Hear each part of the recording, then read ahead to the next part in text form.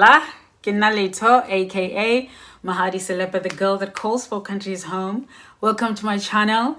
If you are new here, welcome. I hope you'll be coming back. Do click that subscribe button if you want to see more from me. And all subscribers, do not forget, guys, to click that like button, please, before you leave. I love you guys. Okay, so I got a question about how I've managed to make, my kids my friends, and at the same time, I'm their mom. Like, the same time, they know their limits, basically. They know their kids, they need to respect me. I'm their mother, and at the same time, we are close, like friends. Goodness me. So I was hoping we could record with the kids as well, just to see what they think. Do they think I have the balance right? Do they think, what do they think about our relationship? But they are studying, so yes. Okay, so this will probably not be long. I should have probably asked to be asked specific questions. Actually, that would have helped. But I know that me growing up, I was not very close to my parents. We got very close when we moved to South Africa. They were at a very high leadership position in our church, and they were very, very busy. So we were not close at all, So it's not something that I even thought was possible, growing up, people to be close to their parents. Because actually everyone that was really close to their parents were like, it was the sort of closeness where people were just spoiled, people were just spoiled. There was just no being close to parents, basically. Let me just put it that way. Growing up in Lesotho, people in authority, parents, leaders, they're just not your friends.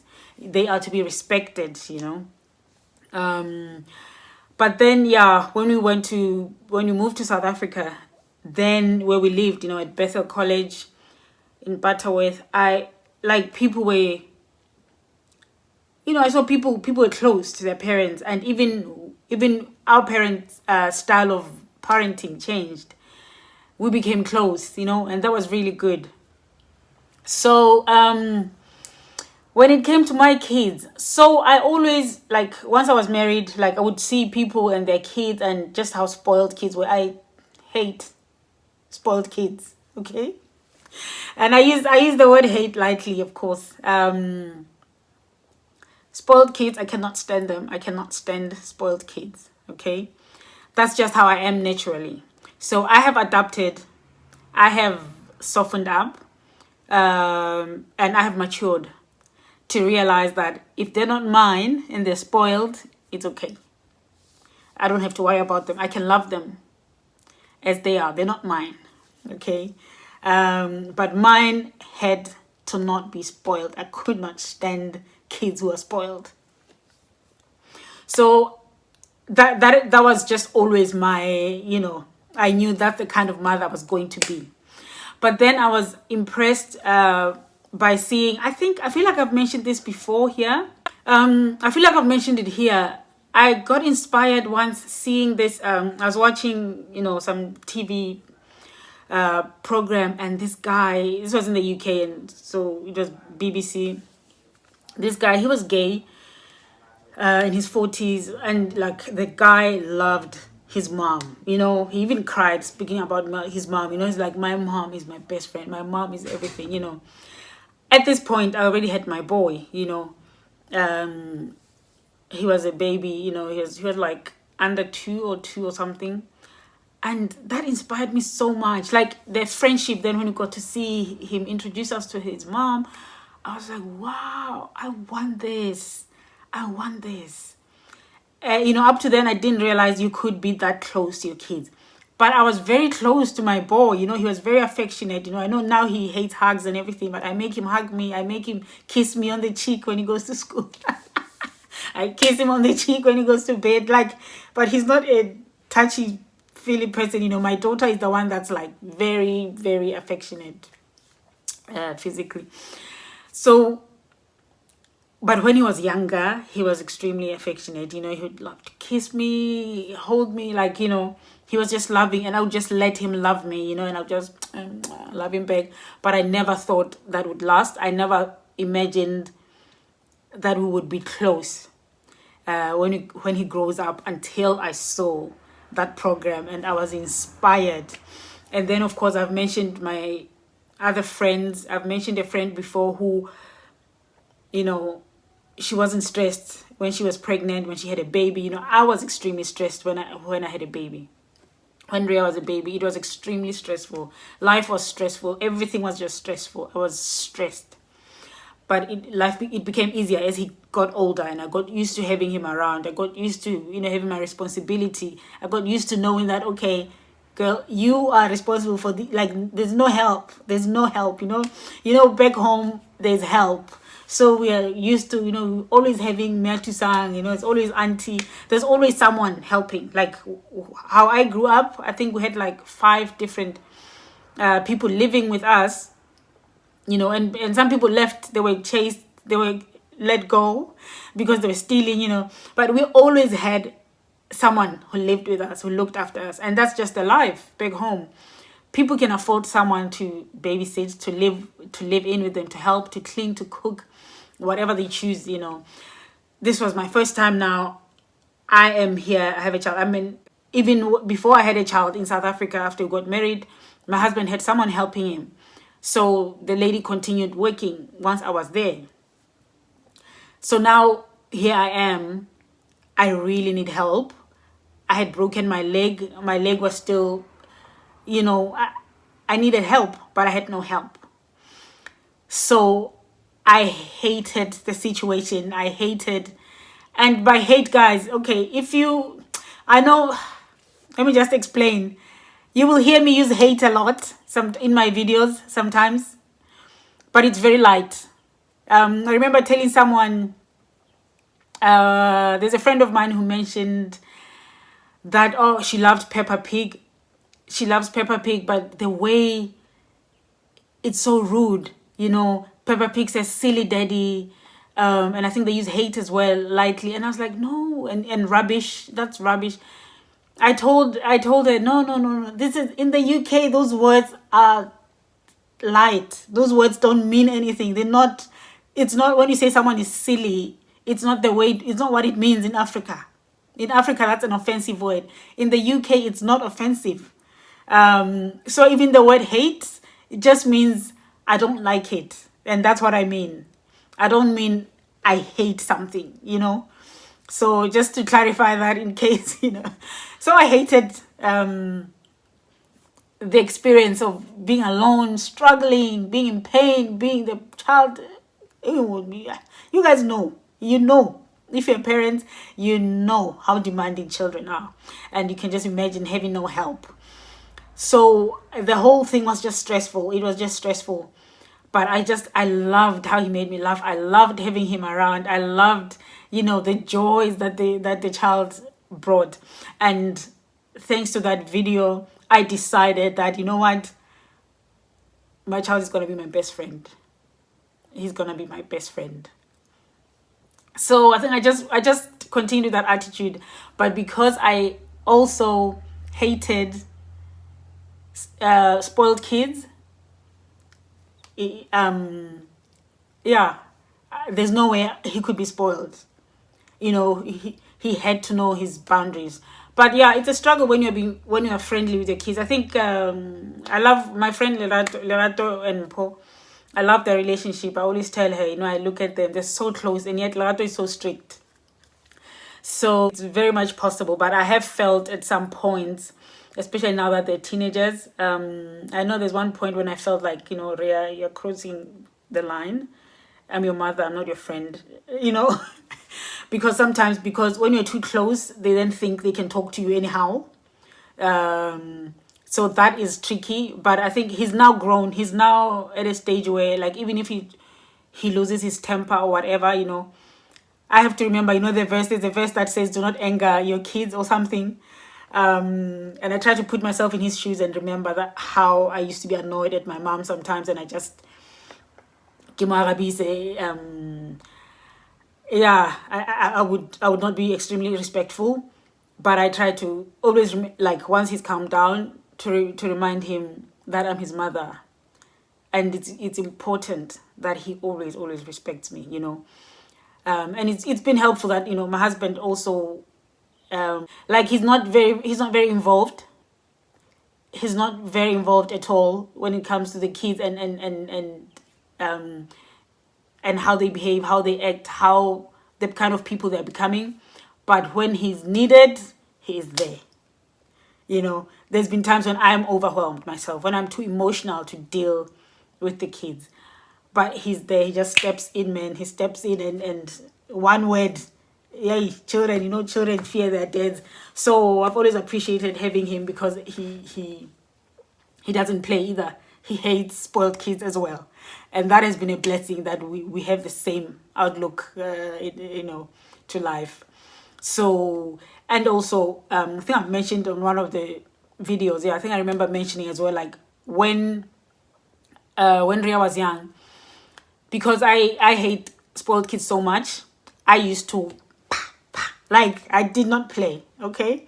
So Mulap was all about be kind to the child, you know. He's all about sit with the child and talk to them. Even though now, like, it's like that outlook in life has left him. Like now he over the years, I have become the one that sits them down and talks. I have had to learn how to talk and negotiate. Things I never did, things like I never was brought up with. Like, negotiate for who? You know, you just get slapped, you get beaten, there is no negotiating. So I had to learn to sit down and negotiate because that's sort of how Mlap was brought up. So I learned to do that. But he has now, like, the older he gets, the older he's gotten, he's lost, he has no patience whatsoever. So I think the balance has helped the relationship that we have with the kids. Yeah. So yeah, I don't know. I hope that answers the question. Yeah, I just wanted that close relationship with my kids.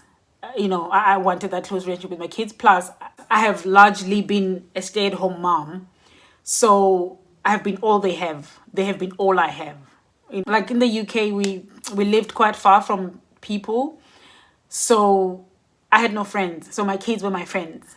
So, you know, so it's just become, it's just a matured, it's just a friendship that has matured from their young age. You know, they would talk about school and, you know, according to their age group, you know, I talk about my feelings, you know, they tell me how they feel and all that. And, you know, I don't know if you remember, we've recorded a video with my kids here, and we've spoken about how we've openly also spoken about racism.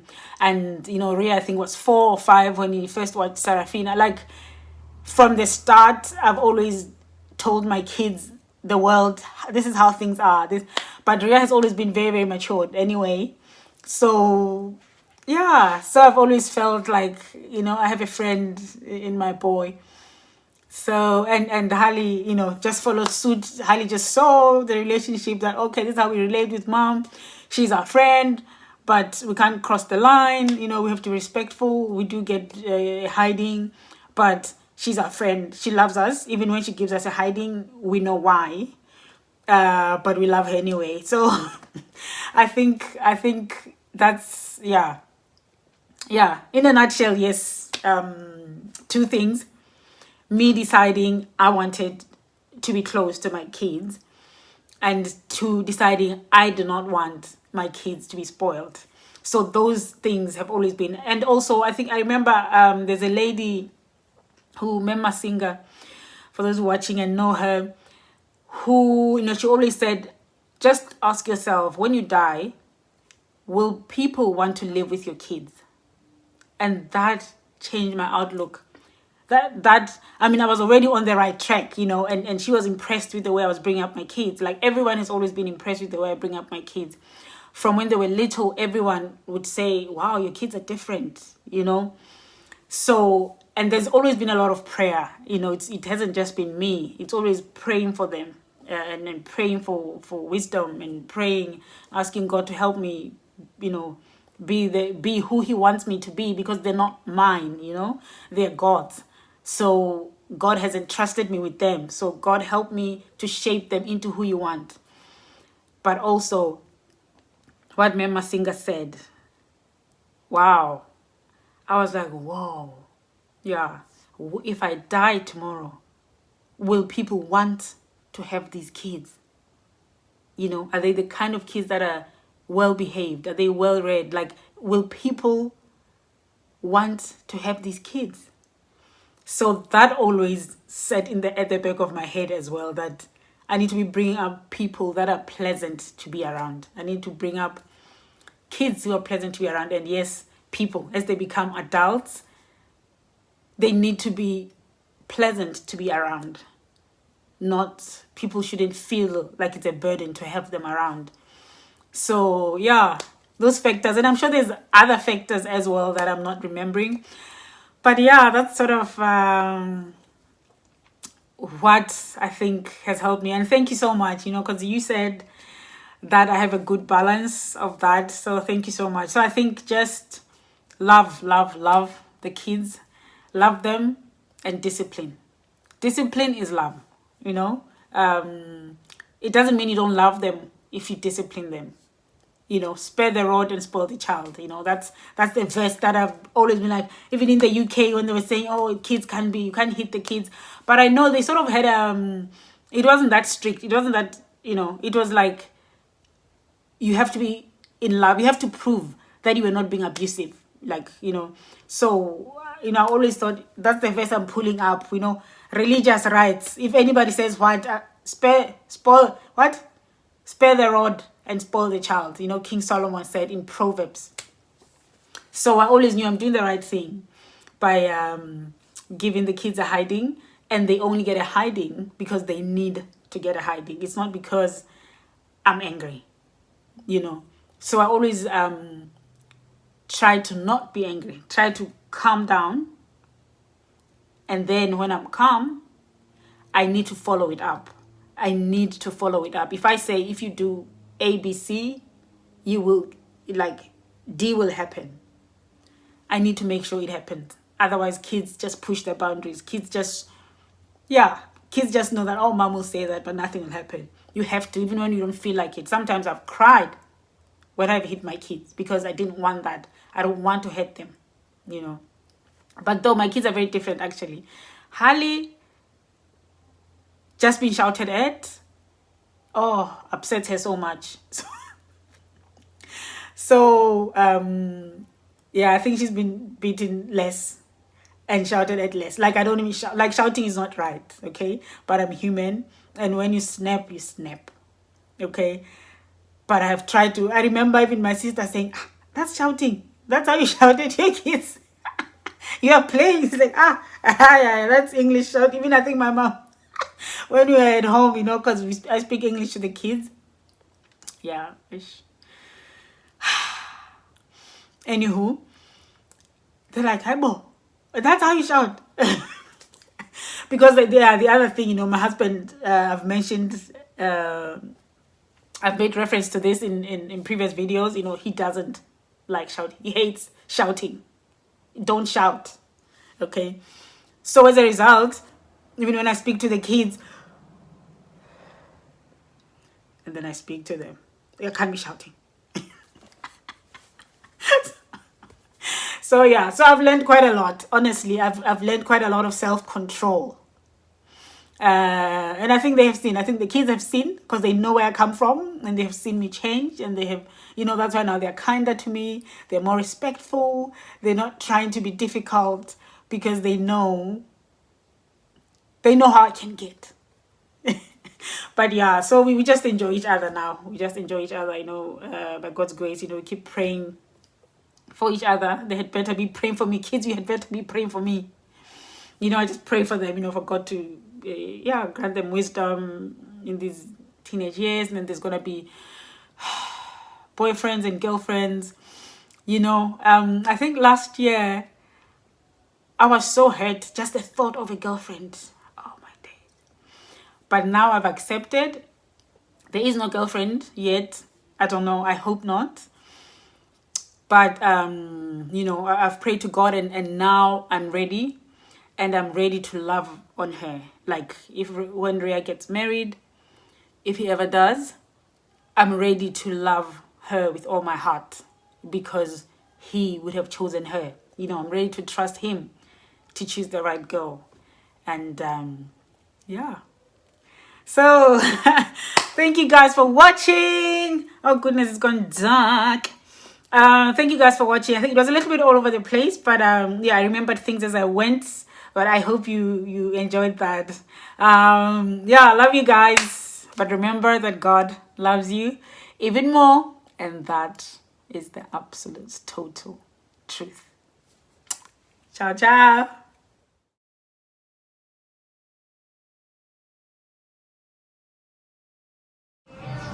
Hela, you've watched everything. Thank you so much for watching everything. Now don't forget to subscribe and go back to my other videos and scroll and scroll and scroll and watch everything. There's very good things in here, very good interesting things. You are number one. Now thank you and take care of yourself.